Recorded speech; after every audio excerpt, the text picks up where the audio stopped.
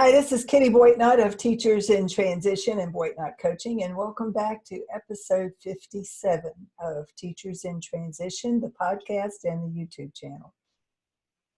Now, if you've listened to me before, you'll already know that I alternate topics between stress management strategies one week and career transition techniques the next, because I am both a stress management coach and have offered information about stress management strategies and workshops in an ebook and on this podcast. And I also offer career transition advice because I am a trained and experienced career transition and job search coach. I refer to myself as a heart-centered career transition and job search coach. And I talk each week about one of those topics and I alternate. So this week, the topic is career transition. And of course, I've been talking for the last few weeks about what do you do when you're wanting to make a career change in the midst of an international pandemic. And the best advice I can give is to adjust your expectations and to be patient. But I also recommend that you not put your job search on hold. And in the last few weeks, I've been offering a webinar workshop on, do you even want to go back to your old job when things get back to normal? Because the fact of the matter is, I think during this particular episode in our history, our personal and collective history, we are reflecting on what's really important in our lives, right? We've had to slow way down. We're not on the go all the time. We don't have the excuse of being too busy to do this or that and the other, or to think about this and that and the other. One of the things that I think we are all being tasked, whether we like it or not, with thinking about is what is important in our lives. We've had to reframe what we think of as essential workers in the last few weeks, right? Who are the essential folks? It's not the CEOs. It's the people on the front line, the nurses assistants, the doctors, the first responders, the grocery store clerks, the people who stock the groceries at night, the people who work in the drugstores, the pharmacists. All of those folks are the essential people, the people who are delivering your Amazon orders or your latest, whatever it is that the Grubhub delivery people or the DoorDash people. Those are the folks that we've come to consider essential workers, right? And our teachers have been asked to step up in a way that they never anticipated. Nobody anticipated. Schools have been closed here in Virginia since early March and will remain closed all the way through the end of this year. I suspect it's questionable and that people in high places are seriously wondering whether they can safely reopen the schools in September, given that we've been told there may be a second wave of this virus again in the fall. And we certainly don't want to put our children at risk, and we don't want to put the people that they live with at risk. And many of our children live in extended families with older adults who may have underlying health issues, and we're not in a position to want to start this whole business all over again. So I don't know what will end up happening. I do know people are being asked to step up in a way that they hadn't considered that they might have to. And I also think it's causing us to think in terms of what is it that is truly important.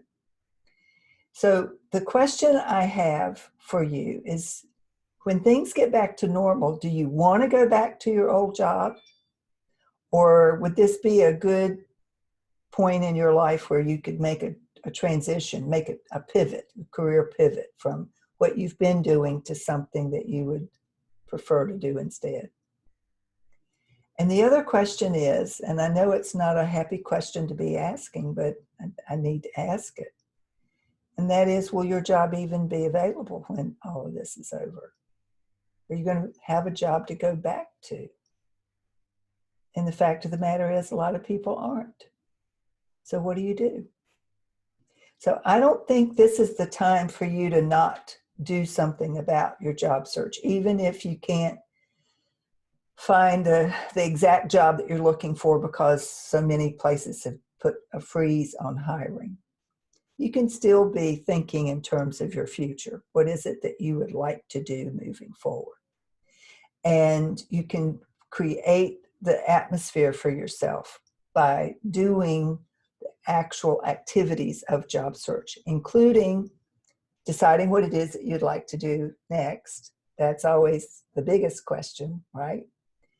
And once you've decided on that, you need to determine, do you need some courses that would help you to get some training that would make you a more viable candidate for the kind of work you want to do? If you want to take a course, now's a good time to do it. You can take most classes online and build up your skills in an area that you might have a deficit.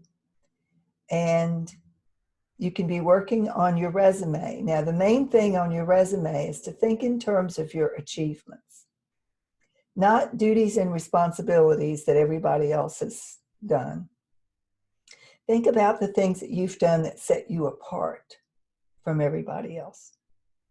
And then, to the extent that you can, and this is a little more difficult for my teacher clients, but it's still possible. Try to think in terms of percentage of growth, or if you were in charge of a huge fundraiser for your school, for a renovation or a field trip or something that was something big that you needed to do, maybe I don't know, build a new playground. If you were in charge of that and you can demonstrate that you were responsible for raising $10,000, just to throw out a figure, then put that in your resume. That's an achievement. If you helped your kids to raise their test scores 10%, include that. Figure out a way to include that to show achievement, to show success. Because as far as hiring managers and recruiters and HR directors are concerned, past success predicts future success. And they understand percentage points and dollar signs. They want to see achievements. They want to see accomplishments. So now's a good time for you to sit down and think back over the long term of your career. And what are the accomplishments that you can point to? What are the achievements that set you apart from your colleagues?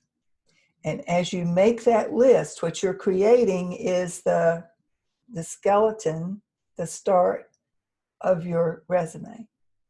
You'll build out the resume as you continue to work on it, but start with those accomplishments. And according to JobScan, you need at least 5. So think in terms of 5 accomplishments that can be validated or have some sort of verifiable value. And that's where you start. Don't wait until you have heard that you're not going to have a job to start this search. That just forces you to panic, and then you can't think of all the things that you've done. So be proactive.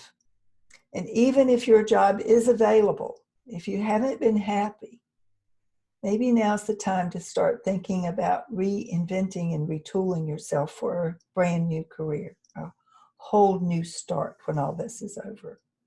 And it will be over one of these days. We just don't know yet when. So use this time. You don't have a commute anymore. You don't have as many meetings as you did. Even if you're working remotely from home, you still have more time on your hands than you had before. Use that time wisely. Think about your future and start that list of all of the things that you've done that set you apart from everybody else. That can be the beginning of your resume. That's it for today. Thank you for listening in to Teachers in Transition. Again, my name is Kitty Boitnott. If you would, please, I would love it if you would leave a comment or send me a question at kittyboitnott@gmail.com. I'd love to hear from you. If you enjoy this podcast and you feel like you get value from it, please review it so that other people can find it and get some value from it as well. Next week, we'll be talking about stress management strategies. So tune in again next week. But for now, this is Kitty Boitnott. Have a great week. Stay safe and stay well.